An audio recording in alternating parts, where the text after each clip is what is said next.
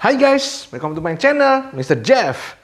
Baiklah, ya ini banyak sekali komen di kolom YouTube saya, bahkan juga di Instagram saya itu, kok kenapa belum membuat konten lagi ya? Ya, memang saya untuk bulan Desember ini memang saya banyak kegiatan ya, jadi akhirnya saya untuk bikin konten ya jarang ya. Nah, yang kedua juga karena saya harus memikirkan kira-kira apa yang membuat konten ini menarik gitu ya. Karena apa?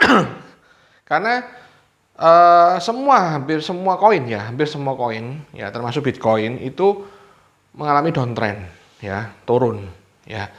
Nah, banyak yang berspekulasi atau yang mempunyai istilahnya kayak opini masing-masing ya, yang mengatakan bahwa Bitcoin ini akan crash lagi seperti kayak di bulan di bulan April sampai Juli di tahun 2021 ya. Nah, sebenarnya Bitcoin crash ini itu ya tergantung dari para investor ya. Seperti kayak kemarin yang kita ketahui ya, Bitcoin itu crash karena apa? Banyak berita-berita negatif. Dan yang terpenting adalah Elon Musk ya, yang dia penyumbang Bitcoin terbanyak itu juga mengambil semua Bitcoin supaya harga Bitcoin itu bisa turun. Nah, ya kan? Jadi sebenarnya kalau menurut saya menurut saya pribadi ya, cryptocurrency ini turun itu ya tergantung dari para investor ya. Atau ada berita-berita negatif yang mengatakan bahwa cryptocurrency ini ilegal, atau cryptocurrency ini banyak penipuan dan lain sebagainya. Nah, itu yang membuat cryptocurrency itu turun. Sebenarnya kalau tidak ada berita-berita negatif atau para investor itu dia tetap menginvestkan uangnya ke dalam cryptocurrency, saya pikir sih tidak ada crash ya. Nah, cuman ya itulah lika-liku di cryptocurrency ya. Jadi dalam kesempatan kali ini saya ingin menjelaskan mengenai kenapa cryptocurrency itu mengalami downtrend.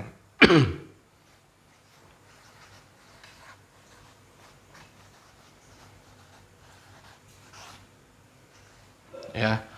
Kenapa cryptocurrency hampir semua. Walaupun ada yang naik, Mr. Jeff. Ya ada, tapi kan nggak terlalu signifikan. Bahkan saya sih melihat ada beberapa koin yang naik yang cukup lumayan, seperti Matic. Matic di harga 17.000 menjadi sekarang 30, kemarin tembus hampir 40.000. Tapi dia kembali ke asal. Memang ke waktu awal tuh Matic tuh harusnya sekitar 35.000 sampai 40.000. Jadi dia kembali ke asal, ke ATH yang asalnya. Itu Matic ya. Koin Matic ini kalau boleh saya katakan ini bagus ya. Karena apa? Di saat lainnya downtrend dia naik. Tapi di saat lainnya naik dia agak sedikit turun. Bahkan dia kadang itu juga mengalami penurunan ya. Ya walaupun tidak terlalu tajam ya. Jadi itu Matic ya. Matic kalau saya lihat sih koin Matic itu untuk saat ini dia masih kuat ya. Nah, sekarang kita bahas kenapa cryptocurrency itu kripto ini mengalami downtrend. Ya. Banyak yang mengatakan loh, saya sudah menginvestasikan uang ini banyak di salah satu koin ya. Saya tidak menyebutkan koin itu ya. Nah, tapi kenapa kok dulu naik, sekarang kok tambah dalam gitu. Ya inilah penyebabnya, ini ada salah satu penyebabnya adalah, pertama itu adalah tapering. Ya. Jadi Amerika atau The Fed itu akan tahun depan itu akan melakukan tapering. Rencananya itu di bulan Juni. Ya, tapi ada kemarin saya dapat info katanya di Januari, ya. Nah, tapering ini akan memperkuat dolar Ya, saya tidak akan jelaskan tapering itu apa dan lain sebagainya, itu nanti kalian bisa melihat penjelasannya di Google ya, di Google atau di apa namanya di websitenya The Fit. Ya, jadi mereka melakukan tapering. Nah, efeknya apa? Tapering kalau misalnya The Fit melakukan menaikkan suku bunga bank, ya kan? Maka emas, harga emas, saham-saham pun bahkan termasuk kripto itu akan turun, ya, tapering, ya. Nah, tapering ini dilakukan The Fed itu dibagi dalam 3 tahun depan, akan dibagi dalam 3 periode, ya. Infonya sih Januari katanya, yang saya dapat info itu katanya Januari, terus nanti bulan Juni terakhir itu nanti di bulan apa ya, November atau Desember, ya. Jadi mereka melakukan tapering itu di di tahun 2022 itu selama 3 kali ya, 3 periode, 3 kali kenaikan gitu ya. Nah, apa sih kenapa kok bisa membuat ini tapering ini membuat yang lainnya apa tuh namanya turun ya, kripto apa semua? Iya, karena kalau dengan adanya tapering ini orang-orang itu berlomba-lomba itu apa? Menyimpan dolar, ya. Karena dolar itu infonya ya dipastikan dia akan naik tinggi, ya kan? Nah, cuma ya bagi negara-negara lain juga ya kalau dolarnya terlalu tinggi juga ya nggak baik gitu, ya nggak bagus juga gitu loh. Ya jadi mungkin tahun depan banyak negara-negara bahkan termasuk Amerika pun juga melakukan langkah-langkah supaya apa itu namanya bisa menyelamatkan negaranya masing-masing ya. Ya contohnya Amerika karena utangnya terlalu banyak, dia melakukan menaikkan suku bunga bank, ya kan, suku bunga bank tapering, ya. Intinya seperti itu. Ini yang pertama. Tapi sebenarnya kalau menurut saya sih sebenarnya tapering ini mungkin awal-awal ya berpengaruh di kripto.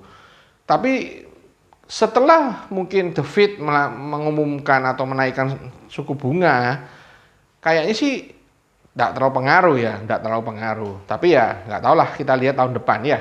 Ini yang pertama tapering. Yang kedua, ya jadi kemarin pada saat di bulan Agustus, September, Oktober tuh naik, naik bisa sampai 10 kali lipat. Begitu Oktober, nah Oktober, November, Desember sampai sekarang downtrend. Nah, yang kedua ini apa yang menyebabkan apa tuh namanya downtrend kripto? Yang kedua itu adalah bank ya takut tersaingi.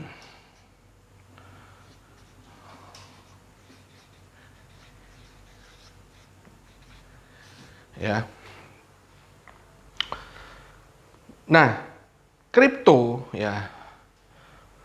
Dulu orang ditawarin deposito. Nah, ya kan.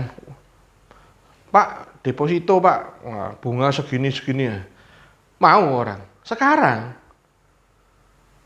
bank nawarin deposito. Nah, buat apa?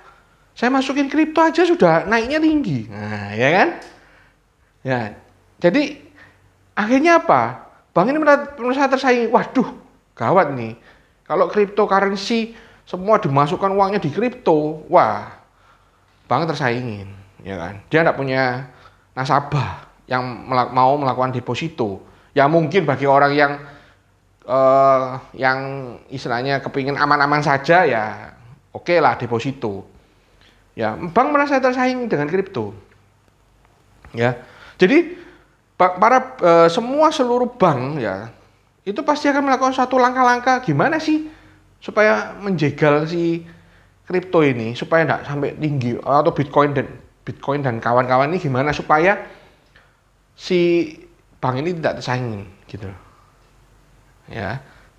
Nah, tapi sebenarnya nomor 2 ini ada solusinya. Sebenarnya ada solusinya. Kalau misalnya bank itu, solusinya apa? Kalau bank itu ya membuat exchange counter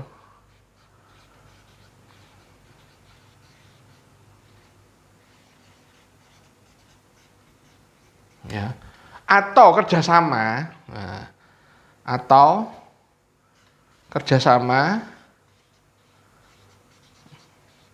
dengan exchange counter.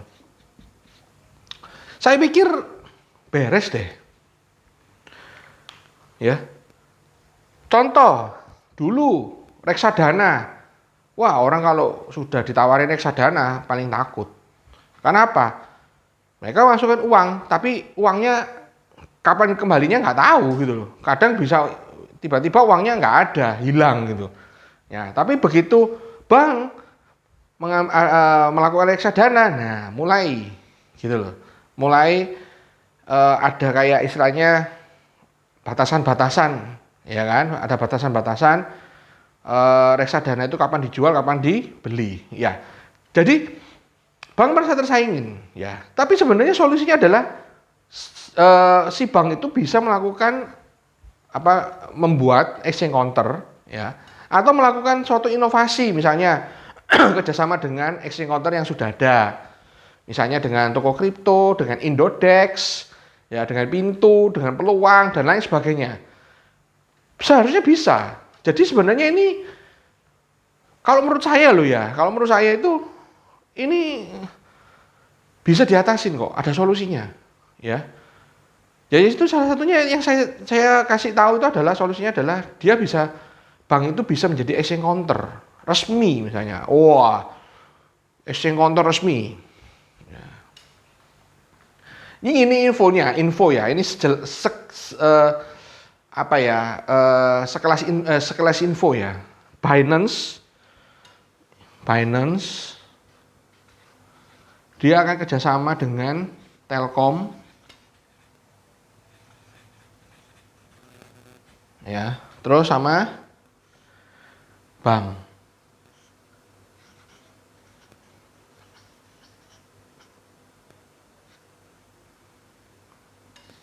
Ya. Jadi mereka akan membuat exchange counter. Jadi Binance ada bank ya, saya tidak sebutin bank lain di sini ya. Nah, sama Telkom, ini di Indonesia ya, itu akan membuka exchange counter. Loh, ini merupakan solusi loh. Ini solusinya. Jadi kalau katakan bank itu tersaingin, iya memang tersaingin. Tapi kalau dia ada inovasi-inovasi dan lain sebagainya, ini Binance sudah mulai menegosiasi dengan salah satu bank di Indonesia, bank terbesar di Indonesia, bank swasta terbesar di Indonesia. Saya tidak sebutkan namanya, nanti kalian kalau tadi sudah mendengarkan apa yang tadi saya katakan, kalian pasti tahu bank apa itu, ya. Terus sama Telkom, dia akan membuka exchange counter. Nah ini suatu solusi yang menurut saya ya, bahwa gimana sih ya dana yang ada di cryptocurrency itu ya, itu bisa kita gunakan ya, bisa digunakan untuk bank itu atau untuk sesuatu hal yang istilahnya ya, kalau bank ya pasti untungnya dia kepingin mencari keuntungan ya kan. Telkom juga sama, supaya bisa dana-dana dari investor-investor itu bisa juga mendanai bank sama perusahaan Telkom itu, ya kan? Ya kan pasti kan mereka kan kerjasama gini kan pasti kan kepingin untung kan, ya kan? Misalnya Telkom mungkin mau bikin suatu usaha apa, nah mungkin dia bisa menggunakan cryptocurrency, ya intinya seperti itu, dana di cryptocurrency ya. Jadi ini salah satu sebenarnya kalau menurut saya ini salah satu solusi ya, solusi yang bisa dilakukan ya. Jadi downtrend kripto ya, tapering, the fit, bank tersaingi ya, karena banyak bank saya melihat di seluruh dunia bank itu merasa tersaingin. Nah bahkan di Korea pemerintah mengatakan harus bergabung dengan salah satu bank di Korea ya, di Korea. Kalau di Indonesia masih kayaknya sih masih ada exchange counter sendiri. Ya kalau di bank itu di Korea itu exchange counter harus menggandeng bank, salah satu bank di Korea itu untuk terjun ke dunia kripto, ya. Nah, yang ketiga ini, nah downtrend kripto.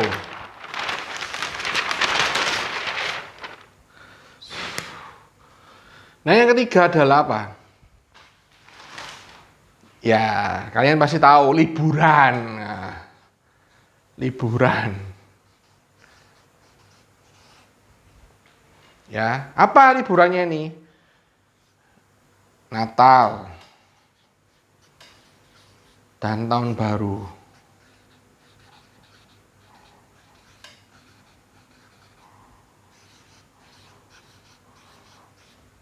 Loh, kok bisa kripto ini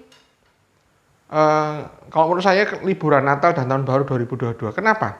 Ya mungkin ya di cryptocurrency ini kan yang main kan bukan hanya perorangan, bahkan juga bisa perusahaan. Ya. Nah, di Amerika sana pada saat bulan Desember ini mereka merayakan Natal dan Tahun Baru.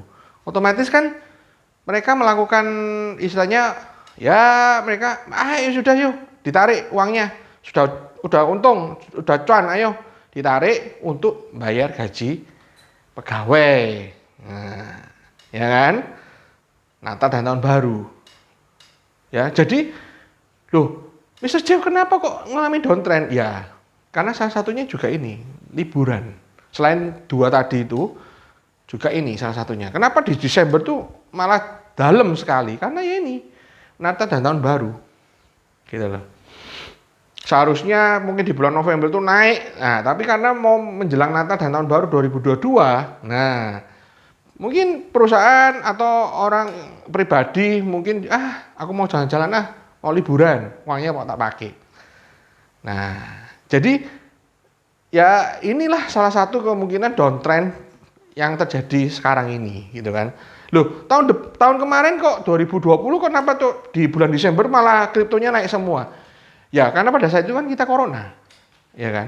Pada saat itu corona, kita disuruh tinggal di rumah lah. Daripada nggak kerja apa ya main kripto. Nah, ya kan? Jadi makanya kenapa di bulan Desember ini semua kripto bahkan semua kripto DKK ya, Bitcoin DKK itu mengalami penurunan ya karena ini salah satunya. Salah satunya ini adalah ini liburan karena ya istilahnya kita tidak bisa pungkirin ya karena cryptocurrency ini yang paling banyak itu adalah di Amerika. Nah, Amerika pada saat Desember itu Natal dan Tahun Baru. Mereka menaikkan itu. Jadi otomatis ya dananya ditarik, ya kan. Udah untung, cuan ya ditarik. Nah, tapi ya nanti di awal tahun baru ya, Januari ya.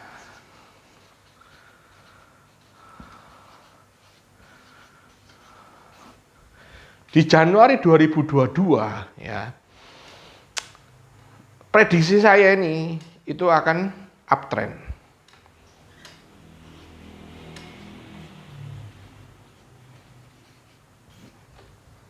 Ya.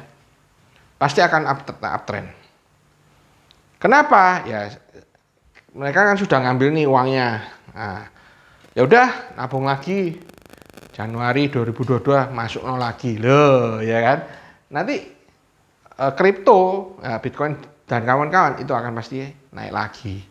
Ya, jadi inilah beberapa alasan ya yang sudah saya kemarin saya coba cek dan cek dan recheck dan ya dari berbagai apa namanya opini, ada juga dari berbagai argumentasi dan lain sebagainya. Kalau menurut saya tiga ini yang membuat Bitcoin dan kawan-kawan itu downtrend. Ya, terutama tapering David itu yang membuat semua bahkan emas itu harganya turun. Ya, Bitcoin juga turun, Bitcoin dan kawan-kawan turun. Ya memang ada beberapa koin itu naik seperti kayak Matic, ya Matic dia naik, tapi ya ada juga yang turun ya. Jadi ditunggu saja ya. Bagi yang masih nyangkut, ditunggu saja di Januari 2022. Ya, saya sih prediksi saya sendiri pribadi ya. Setelah tahun baru, mungkin Januari 2022, itu semua koin akan naik. Ya, loh kenaikannya berapa persen, Mr. Jeff? Ya nggak tahu, tergantung dari investor juga gitu kan. Ya, jadi tapi prediksi saya sih pasti akan naik ya karena biasanya kalau kripto itu kalau sudah downtrend nah dia pasti nanti berapa bulan lagi dia akan uptrend Tapi tidak lama lagi nanti masih akan downtrend lagi. Seperti itulah ya. Jadi bagi teman-teman tetap bersabar ya. Biarkan koin-koin yang apa namanya, kalau ada developernya, developer dari koin itu biarkan mereka yang bekerja ya. Mungkin di tahun ini kan sudah Desember ya, mereka akan mau menikmati liburan lah. Nah di tahun depan mereka mulai bekerja lagi supaya bisa meningkatkan koinnya dan bisa diterima di semua pihak atau semua kalangan ya. Jadi inilah 3 hal yang membuat Bitcoin dan kawan-kawan itu mengalami downtrend ya. Apabila ada pertanyaan ya, mungkin bisa komen di kolom YouTube saya ya, atau kalian bisa follow IG Instagram saya Mr. Jeff ya. Nah jadi nanti dari situ mungkin nanti saya akan jawab kalau ada pertanyaan ya. Nah mungkin ini konten saya yang terakhir di tahun 2021 ya. Nanti saya akan bikin konten lagi di tahun 2022 ya. Bukan konten saya terakhir, enggak. Maksudnya konten saya yang terakhir di tahun 2021.